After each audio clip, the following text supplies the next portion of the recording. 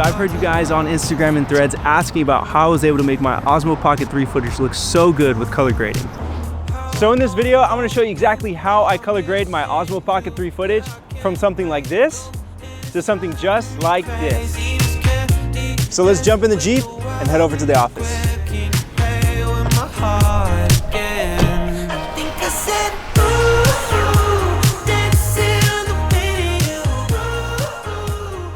All right, welcome to the office. We're gonna jump right into the editing bay and cover everything quickly and efficiently. This way you can be on your way to coloring beautiful images. Now for post-production, I like to keep it simple with a 3-layer grading process. 1 is gonna be the Rec. 709 layer, 2 is the creative layer, and 3 is going to be the adjustment layer.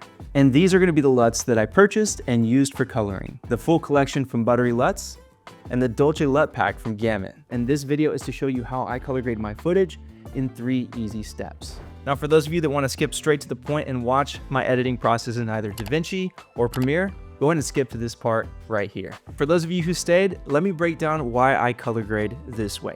And just as a quick disclaimer, is this going to be the absolute correct way? Nope. Is this industry standard? No way. But is it easy and delivers a clean look? I'd like to think so. Now that you know this, let's go ahead and jump right into it. This first layer is going to be bringing that log footage back to life. Most modern cameras now have this option available. Once log is enabled, it completely desaturates the image you're filming, removing all color. Now with every camera that offers log, the brand provides a base layer called Rec. 709, which is meant to bring your footage back to life. These Rec. 709 LUTs are typically free and you can download your specific camera's LUT directly from the company's website.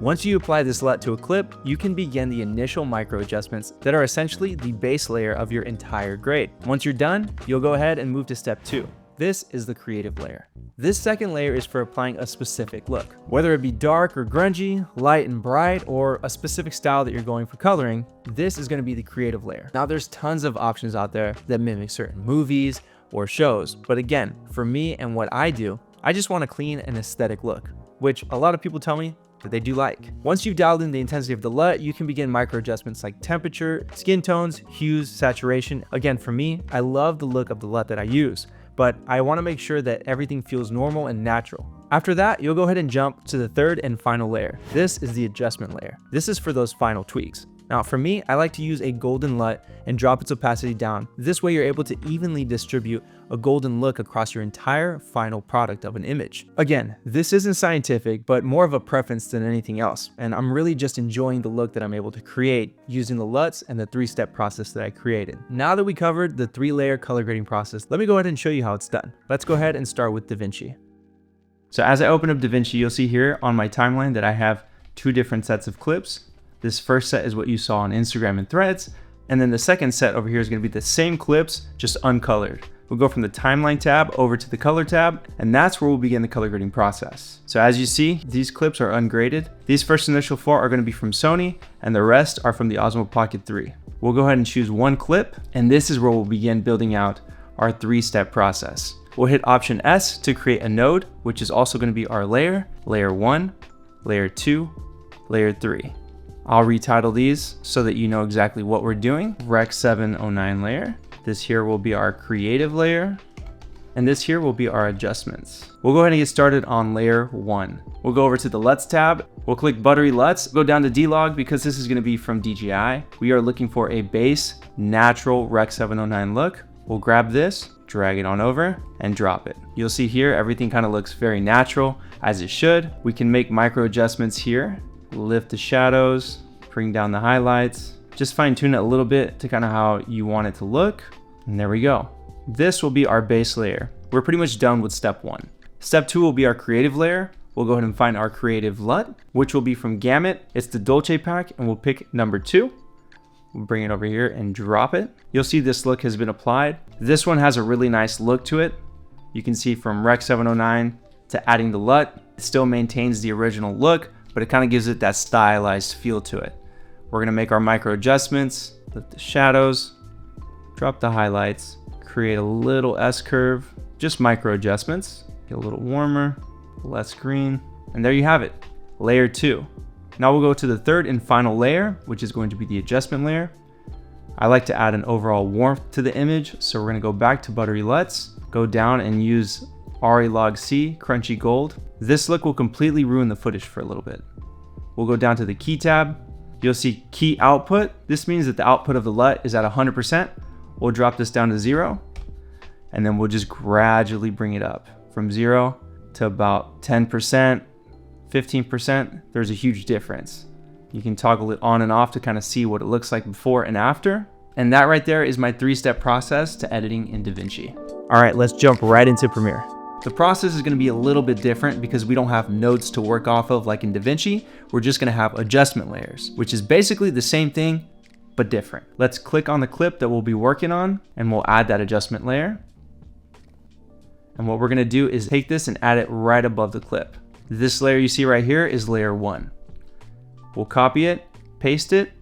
This right here is now layer 2. Then we'll copy this, paste it, and now you see layer 3. Now to go ahead and start coloring, we'll go to the Lumetri color panel, and that's where we'll go ahead and add the first layer, the Rec 709 look. We have buttery LUTs.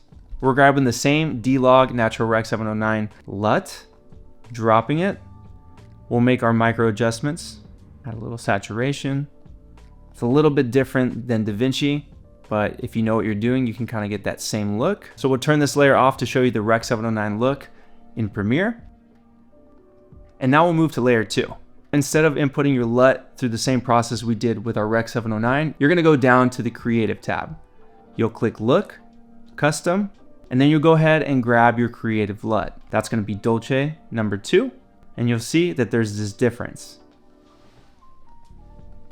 Here's your intensity layer. So if you want to go down to 0 or bring it back up to 100%, you can do that right there. We'll go ahead and make our micro adjustments to layer 2. Bring up the shadows, bring down the highlights, maybe add a little bit of saturation, bring some warmth, less greens, pull back on the contrast to kind of see what we're working with. And there you have it. So this will be layer 2. This is our creative look. And now our adjustments. I'll go ahead and do the same thing I did with my creative layer and go down to the creative tab, find my look. I'll go back to buttery LUTs, use this Log crunchy gold, and you'll see it adds that same ugly look to it. We'll bring it down to 0 and then just slowly bring it up and kind of test it. In DaVinci, I had it about 15%. Again, super subjective depending on how you see it and how you want it to look. I'll put it at about 20 here. Maybe add just a little bit of warmth. Pull the shadows up, lift it, highlights down, and there you have it, my final look in Premiere Pro. So what we'll do is we'll copy these 3 and paste it right above the second clip. Now again, we can make those micro adjustments to the layer.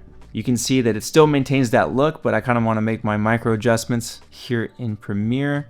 So we'll probably drop some of these shadows, bring down the highlights, and then overall bring the exposure up just a little bit. I feel like this works.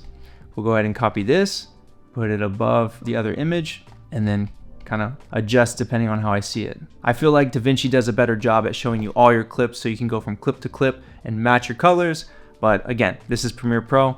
This is what we're working with. So we're gonna kind of adjust to how we see it. Kind of like this look here, and we'll copy this, put it above, and there you have that. I feel like it's very orange in this image. So what we're gonna do is make it a little bit cooler.